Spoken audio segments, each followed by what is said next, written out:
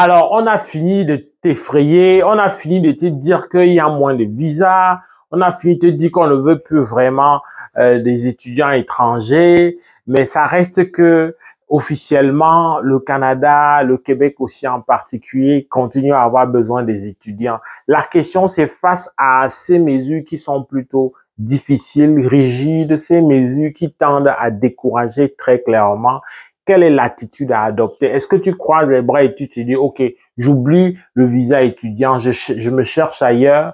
Ben, ça se peut que selon ton profil, c'est vraiment la bonne chose, la meilleure chose à faire. Donc, tu ne peux pas renoncer parce que il y a des mesures plus drastiques. Cette vidéo vise donc à te donner des outils pour que tu puisses mener à bien ton projet d'immigration en tant qu'étudiant. Alors, pour bien t'aider, il faut que je rappelle vite fait les déterminants, les éléments importants dans la réussite de ton projet d'immigration. Pour réussir ton projet d'immigration comme étudiant, il faut savoir que lorsque tu fais le choix d'une session comme celle d'automne, plus précisément août ou septembre, ben, tes chances sont de loin plus importantes que celui qui aura choisi la session d'hiver. D'abord parce qu'il y a plus de possibilités en session d'automne qu'en session d'hiver. Il y a plusieurs programmes et établissements qui restreignent l'admission seulement aux étudiants français, par exemple, selon les ententes qu'il y a avec la République de France. Donc, première chose, l'automne est la bonne session pour toi, peu importe l'ordre d'enseignement pour lequel tu veux candidater. La deuxième chose, c'est de savoir que très facilement, il y a des motifs.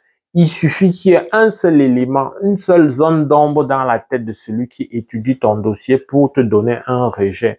Le fait de ne pas avoir eu ton visa étudiant ne veut pas dire que dans tous les cas, tu n'avais pas le profil, tu n'as pas de qualité. C'est juste très souvent parce qu'il y a un élément qui n'est pas clairement présenté. Et donc, si tu as fait ta demande à quelques semaines de la rentrée, ça va être difficile de la rattraper. Donc, première astuce face à ces nouvelles mesures qui visent à décourager, à diminuer les visas, c'est de faire ta demande de visa suffisamment à temps. Le plus tôt serait le mieux. Mais avant ça, l'élément le plus important encore, c'est de savoir que il y a deux aspects incontournables dans l'obtention de ton permis d'études. Il y a l'aspect de la capacité financière et l'aspect de ce qu'on appelle vraiment lettre explicative, mais que j'appelle ici projet d'études. Il faut que ces deux éléments, ils sont constants. On ne peut pas te faire une vidéo sur le visa étudiant sans les évoquer. Je les évoque à nouveau, pas pour être redondant, mais toujours pour venir te donner les astuces. Donc, après la première astuce qui vise à t'arranger à faire ta demande de visa assez tôt, la deuxième, j'aurais pu commencer par elle, c'est de vraiment travailler sur le montage de ta preuve de fonds. Est-ce que c'est toi qui seras ton garant financier? Est-ce que c'est un père?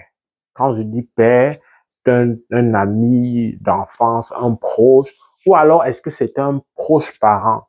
Ou même c'est une personne tout simplement significative pour englober tout ça. Une fois que tu as identifié le ou les garants, parce que tu peux quand même en avoir même deux, pourquoi pas, mais idéalement le garant, mais une fois que tu l'as identifié, il faut que tu valides avec sa capacité financière. Tu valides sa capacité financière avec deux leviers. La source de ses revenus pour éviter les cas de blanchiment d'argent, mais surtout, ce qu'il dispose comme patrimoine financier, tout simplement ce qu'il a en banque. Plus ce qu'il a en banque sera important, mieux ce sera pour toi. Alors, quand on dit important, il y a quand même un seuil minimal. Le seuil minimal doit correspondre à l'équivalent de ce que tu vas dépenser sur une année académique. Une année académique, tu as besoin de l'argent pour vivre, tu as besoin de l'argent pour de l'équipement scolaire, mais tu as besoin des modalités pour ton logement, des conforts, peut-être incluant une voiture, mais tu as besoin aussi des frais de scolarité qui pour certaines écoles se payent quand même suffisamment tôt. Il faut savoir que c'est toujours bien d'avoir un coussin. Lorsque la somme de ce montant-là, tu l'as, c'est une bonne chose, mais il faut avoir quand même un coussin. Et plus longtemps cet argent est dans le compte, mieux c'est. La particularité du Canada, ou on va dire de l'Amérique du Nord même en général, c'est qu'on ne va pas te demander une caution vraiment physique, un compte bloqué. Oui, ça fait partie des possibilités. Je l'ai déjà répété plusieurs fois. Mais dans le cas d'espèce, parce qu'on veut regarder tout ce qu'il faut faire pour ne pas passer à côté de l'occasion. Maintenant que les chances ont été diminuées de 1/3, qu'est-ce qu'il faut faire? Déjà, les chances sont réduites parce qu'il faut dire de manière transparente le nombre de visas accordés en direction, par exemple, de toi qui me regardes en Afrique, en subsaharienne et en Afrique en général, c'est déjà suffisamment faible. Alors, si à ça, on enlève encore 33%, le tiers, tu comprends qu'on descend encore plus bas. Mais du moment où il reste encore des possibilités, on va essayer de capitaliser au maximum. On ne va pas se décourager.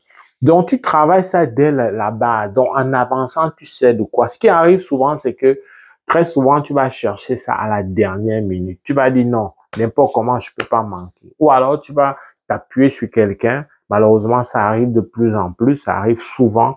Tu vas t'appuyer sur quelqu'un qui va te dire non, fais ton dossier. Moi, je vais t'aider, je vais être ton garant financier. Mais à la dernière minute, tu es coincé. Donc, il faut vraiment regarder cet aspect, prendre tout ton temps et avoir toutes les garanties. Dès que tu as fait ça, ben, le pan du projet d'étude qui est aussi important, qui va venir donner de la crédibilité à ton projet, qui va venir t'aider d'une certaine manière à argumenter ton idée de retour dans ton pays, parce que en tant que résident temporaire, tu es tenu dans ta demande de démontrer toujours que tu vas rentrer. Ça, c'est automatique, même si parallèlement, tu as une procédure de résidence permanente, ce que la loi permet. Donc, il faut que tu ficelles un bon projet. Le bon projet va mettre en compte plusieurs éléments, prendre en compte plusieurs éléments. Ton expérience professionnelle, ton domaine de formation, le domaine vers lequel tu t'en vas, ton âge même, voilà, ton statut, ton parcours, et puis ton projet. C'est tout ça, quand je dis projet, c'est projet après formation. C'est tout ça ensemble qui vont faire un bon cocktail dans ton projet d'études pour que, voilà, ton dossier soit assez convaincant. Il n'y a pas de raison, lorsque tout ça est bien fait, que tu ne puisses pas espérer avec beaucoup d'optimisme l'obtention de ton visa puis de ton permis d'études. Cette vidéo vise à te dire que on a beau ajouter le certificat d'acceptation provinciale dans la documentation, tout ça est gérable et contournable si tu t'y prends à temps. Plus tôt tu t'y prends, mieux ce sera. Il n'y a pas meilleur conseil que je puisse te donner que ça. Alors, j'espère que l'ensemble de ces éléments-là t'a aidé. C'est avec beaucoup de plaisir qu'on va continuer à répondre à tes questions, qu'on peut t'offrir un accompagnement. Si tu as aimé la vidéo, like, fais savoir au plus grand nombre. Avec beaucoup de plaisir, on va se retrouver dans le cadre d'une prochaine vidéo. Porte-toi bien. Boulot!